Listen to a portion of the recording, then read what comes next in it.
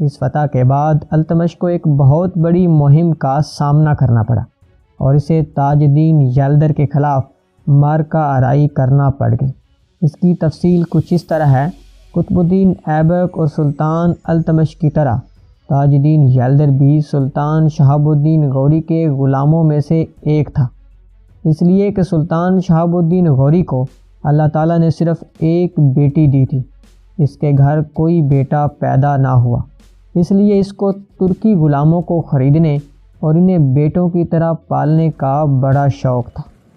کہتے ہیں کہ ایک روز سلطان شہاب الدین غوری کے ایک امیر نے سلطان سے کہا کہ کیا ہی اچھا ہوتا کہ اللہ تعالیٰ بادشاہ کو کوئی بیٹا عطا کرتا تاکہ کسی ناگزیر واقعہ پیش آنے کے بعد اس کو تخت سلطنت کا وارث بنا دیا جاتا۔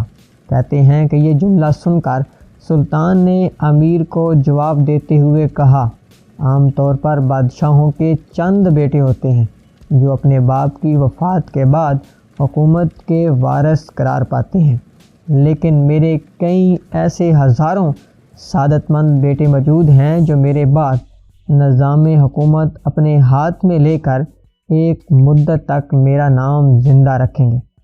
سلطان شہاب الدین کا اشارہ اپنے ہزاروں غلاموں کی طرف تھا، اور وہی ہوا جو سلطان شہاب الدین غوری نے کہا تھا۔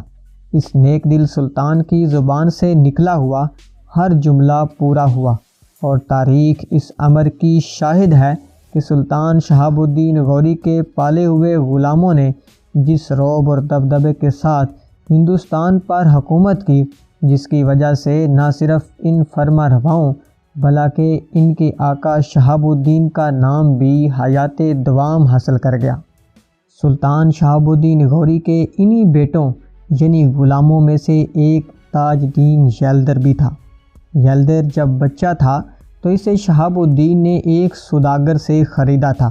یلدر کے کاموں اور اس کی وفاداری سے شہاب الدین یلدر سے بے حد خوش تھا اور اس پر بڑا اعتماد اور بھروسہ کرتا تھا، اور یہ بھی کہا جاتا ہے کہ سلطان شہاب الدین کے غلاموں میں سے یلدر کو ایک امتیازی مقام حاصل تھا۔ جب یلدر جوان ہوا تو سلطان نے اس کے چہرے پر برتری اور حوصلہ مندی کے آثار نمایاں دیکھ کر اسے اپنے گراں قدر امیروں کی جماعت میں داخل کر لیا اور کرمان کے علاقے میں اس کو جاگیر عطا کر دی۔ تاج الدین یلدر کا قیام زیادہ تر کرمان میں اپنی جاگیر میں ہی رہتا تھا، اور جب کبھی سلطان شہاب الدین غوری ہندوستان پر حملہ کرنے کے لیے کرمان کے راستے سے گزرتا تو یلدر ہمیشہ سلطان شہاب الدین کے لشکر کی خاطر اور مدارت کرتا اور سلطان کی خدمت میں حاضر رہتا۔ ایسے موقعوں پر تاج الدین لشکر کے امراء اور سالاروں کو خوب نوازتا تھا۔ تاج الدین یلدر کی 2 بیٹیاں تھیں۔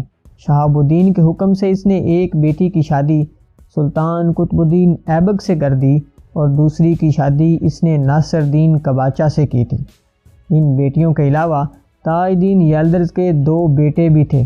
ان بیٹوں میں سے ایک نے بچپن میں ہی وفات پائی، اور اس کی وفات کا قصہ بہت ہی عجیب اور دلچسپ ہے۔ کہتے ہیں کہ تاج الدین یلدر نے اپنے اس عزیز بیٹے کو تعلیم دینے کے لیے ایک استاد مقرر کیا تھا۔ ایک روز یہ استاد اپنے اس شاگرد شہزادے سے ناراض ہوا اور غصے میں کوڑا اٹھا کر اس کے سر پر دے مارا۔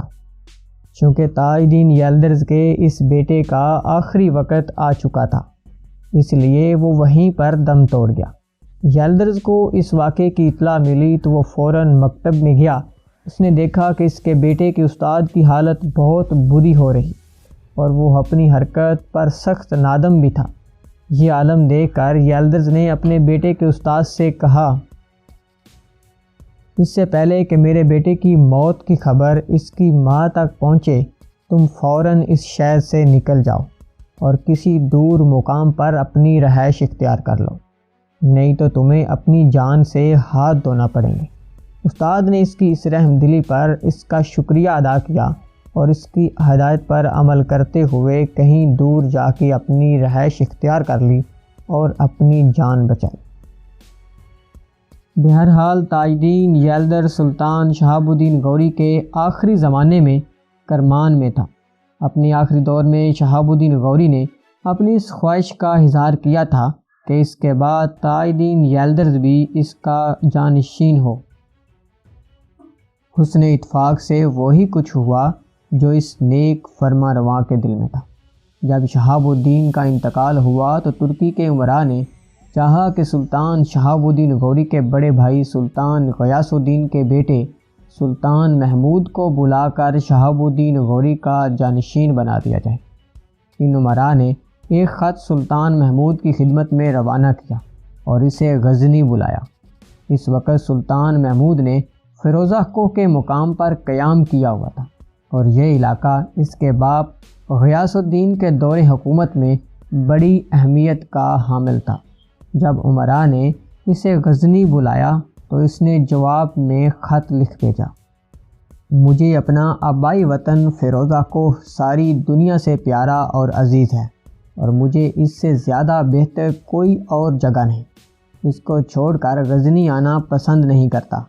اس کے علاوہ ان امراء کے خط کے جواب میں سلطان محمود نے یہ بھی لکھا کہ میرے چچا سلطان شہاب الدین غوری کی وفات کے بعد تاجدین یلدرز کو جانشین مقرر کر دیا جائے۔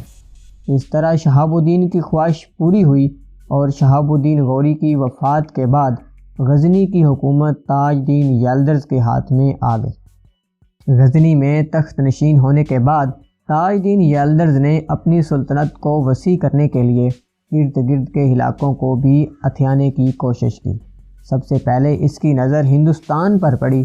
ہندوستان میں اب سلطان شہاب الدین غوری کے بعد اس کا وارث قطب الدین تھا، جو اب صرف قطب الدین نہیں بلکہ سلطان قطب الدین تھا۔ اب اپنی مملکت میں اضافہ کرنے کے لیے تاجدین یلدرز نے سلطان قطب الدین ایبک کے دور میں غزنی سے ایک لشکر لے کر نکلا اور لاہور پر حملہ آور ہوا۔ قطب الدین کو جب خبر ہوئی تو وہ بھی ایک لشکر لے کر نکلا۔ پنجاب کے وسیع علاقوں میں قطب الدین ایبک اور تاجدین یلدرز کے درمیان جنگ ہوئی، جس کے نتیجہ میں قطب الدین ایبک نے یلدرز کو بدترین شکست دے کر مار بھگایا، یہاں تک کہ قطب الدین ایبک اس کا تعاقب کرتے ہوئے غزنی تک جا پہنچا اور غزنی کو بھی اپنی گرفت میں لے لیا۔ بعد میں تاجدین یلدرز کو پھر غزنی کا حاکم مقرر کر دیا گیا تھا۔ اسی طرح تاجدین یلدرز نے دوبارہ غزنی پر حکمران بننے کے بعد سلطان محمود بن غیاث الدین غوری کی مدد سے ہرات پر لشکر کشی کی اور وہاں کے حکمران کو شکست دی۔ اس نے ایک بار سیستان پر بھی حملہ کیا، لیکن ابھی محاصرے کی ہی نوبت آئی تھی کہ سیستان کے حکمران نے یلدر سے صلح کر لی۔ اس زمانے میں جب تاجدین یلدر سیستان سے غزنی واپس جا رہا تھا تو راستے میں اس کے امیر نصیر الدین نے اس پر حملہ کر دیا۔ دونوں میں معرکہ آرائی ہوئی۔ نصیر الدین کو شکست ہوئی اور یلدرز کامیاب اور کامران غزنی پہنچ گیا۔ اس سے کچھ عرصہ بعد تاجدین یلدرز کے ذہن میں نہ جانے کیوں جنون سوار ہو گیا کہ غزنی سے ایک لشکر لے کر نکلا اور خوارزم پر حملہ آور ہوا، لیکن خوارزم شاہ نے اسے ایک بدترین شکست دی اور یلدرز کا تعاقب کرتے ہوئے وہ غزنی پہنچ گیا اور غزنی پر اس نے قبضہ کر لیا۔ اس طرح تاجدین یلدرز غزنی کی حکومت سے محروم ہونے کے بعد بچے کچے لشکر کو لے کر اپنی پرانی جاگیر کرمان کی طرف چلا گیا۔ کہتے ہیں کہ کچھ عرصہ تک تاجدین یلدرز اپنی جاگیر پر گزارا کرتا رہا۔ وہاں قیام کے دوران اس نے ایک زبردست لشکر بھی تیار کر لیا۔ اب اس کی نگاہیں ہندوستان کی شاداب اور زرخیز زمین پر جمنے لگی تھی۔ وہ کرمان کی اپنی جاگیر پر قنت کرنے والا نہ تھا، لہٰذا تہیہ کر لیا کہ وہ ہندوستان پر حملہ آور ہو کر جس طرح شہاب الدین غوری کے بعد ہندوستان کا سلطان قطب الدین ایبک بنا، اسی طرح وہ بھی ہندوستان پر حکومت کرے گا۔ اس وقت تک سلطان قطب الدین ایبک وفات پا چکا تھا اور اس کی جگہ سلطان شمس الدین التمش ہندوستان کا سلطان بنا ہوا تھا۔ تاجدین یلدرز کا خیال تھا کہ التمش نیا حکمران بنا ہے، اس موقع پر اگر وہ کرمان سے نکل کر ہندوستان پر حملہ آور ہوا تو شمس الدین التمش کی جگہ وہ خود سلطان بن سکتا ہے۔ ان خیالات کے تحت تاج الدین یلدرز ایک بہت بڑا لشکر لے کر کرمان سے ہندوستان میں داخل ہوا اور کئی موقعوں پر معرکہ آرائی کرتے ہوئے اس نے پنجاب اور تھانیر کے علاقوں پر قبضہ کر لیا تھا۔ پنجاب اور تھانیر پر قبضہ کر لینا ایک بہت اہم واقعہ تھا۔ سلطان شمس الدین امید بھی نہیں کر سکتا تھا کہ اس کا ایک غلام بھائی اس طرح کرمان سے نکل کر ہندوستان پر حملہ آور ہو کر پنجاب اور تھانیر پر قبضہ کرے گا۔ ابھی وہ انہی سوچوں میں پڑا ہوا تھا کہ تاج الدین یلدرز نے ایک خط شمس الدین کے پاس بھیجا۔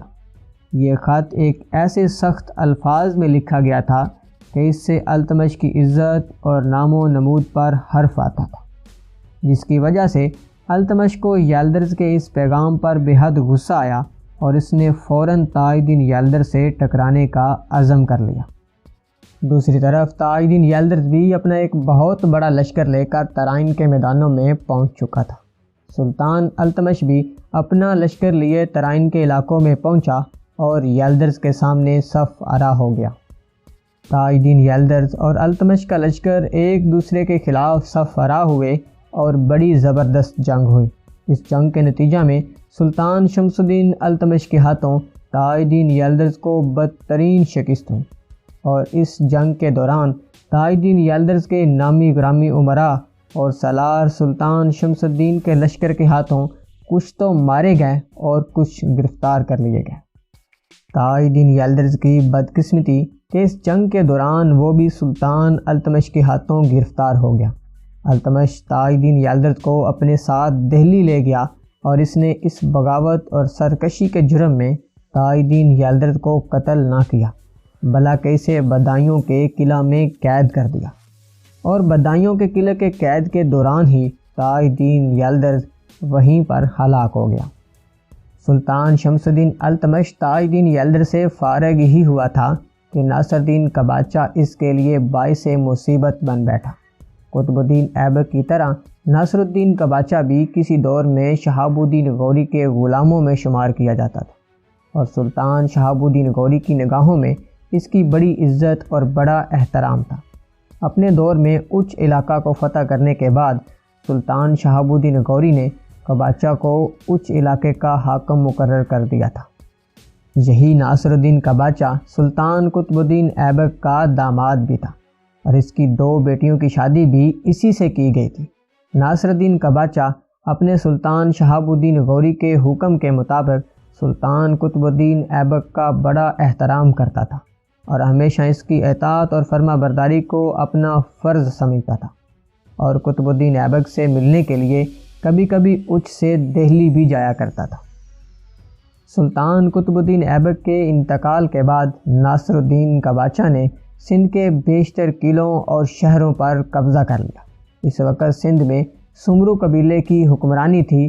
ٹھٹھا اور کچھ جنگلی علاقوں کے سوا ناصر الدین قباچہ نے سارے سندھ کے علاقوں پر قبضہ کر لیا تھا۔ ان فتوحات کے بعد ناصر الدین قباچہ نے سندھ میں اپنی مستقل حکومت قائم کر لی، اور دریائے سرسوتی سے سرہند، تہرام اور ملتان تک اس نے اپنی سلطنت کو وسعت دے دی۔ جس وقت وہ اپنی سلطنت کو وسعت دے رہا تھا، ان دنوں غزنی کے حاکم تاج الدین یلدرز نے بھی اس کے علاقوں پر حملہ کیا اور کچھ علاقے ہتھیانے کی کوشش کی تھی، لیکن قباچہ اپنے علاقوں کی حفاظت کرنے میں کامیاب رہا تھا۔ ناصر الدین قباچہ نے جب اپنی سلطنت کو سرہند، کہرام اور ملتان تک وسعت دے دی اور سلطان شمس الدین التمش نے کسی رد عمل کا اظہار نہ کیا، تب ناصر الدین قباچہ کے حوصلے بلند ہو گئے اور وہ یہی خیال کرنے لگا کہ وہ جس قدر چاہے علاقوں پر قبضہ کر کے اپنی حکومت میں شامل کر لے۔ التمش اعتراض نہیں کرے گا، لیکن یہ اس کی بڑی غلط فہمی تھی۔ ناصر الدین قباچہ کے ملتان کو اپنی مملکت میں شامل کرنے کے بعد حوصلے ایسے بڑھے کہ ایک بہت بڑا لشکر اس نے تیار کیا اور ایہور پر حملہ کر دیا۔ ان حالات میں ناصر الدین قباچہ سلطان شمس الدین التمش کے لیے ناقابل برداشت ہو گیا تھا۔ ناصر الدین قباچہ یہی خیال کرنے لگا تھا کہ شاید تاج الدین یلدرز کے ساتھ جنگ کرنے کے بعد شمس الدین التمش کی طاقت اور قوت کمزور ہو چکی ہے، اور وہ کسی مزید جنگ کا متحمل نہیں ہو سکتا۔ اس بنا پر اس نے چاہا کہ سندھ کے علاوہ پورے پنجاب پر اپنی حکومت قائم کرے گا، لیکن جب وہ لاہور کے قریب آیا تب شمس الدین التمش اپنا لشکر لے کر انتہائی برمی اور غضبناک طریقے سے اس کی طرف بڑھا۔ دریائے چناب کے کنارے منصورہ کے قریب دونوں حکمرانوں کے لشکر ایک دوسرے کے آمنے سامنے آئے۔ اس جنگ میں بے شک ناصر الدین قباچہ کے لشکر کی تعداد بہت زیادہ تھی، لیکن سلطان شمس الدین التمش نے ایسی جانثاری، ایسی جرأت مندی کا مظاہرہ کرتے ہوئے جنگ کی کہ ناصر الدین قباچہ کو شکست ہوئی اور وہ شکست کھا کر بھاگ کھڑا ہوا۔